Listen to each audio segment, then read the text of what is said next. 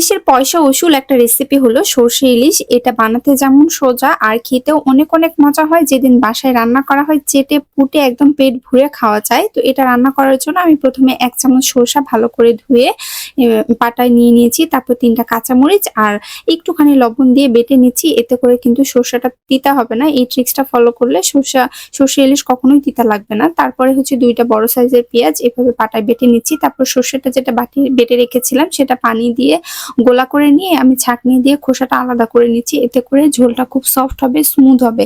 এখন আমি কড়াইয়ে পেঁয়াজ বাটা, তারপরে ধনে গুঁড়া, জিরে গুঁড়া, লবণ, ঝালের গুঁড়া, হলুদের গুঁড়া পরিমাণ মতো দিয়ে সামান্য একটু আদা রসুন বাটা দিয়েছি। এটা না দিলেও চলবে।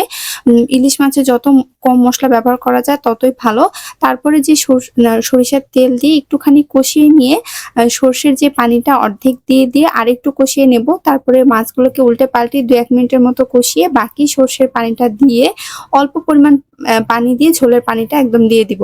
খুব অল্প পরিমাণ পানি দিতে হবে। বেশি মাছটা রান্না হয়ে গেলে কিন্তু মাছের স্বাদটা থাকে না।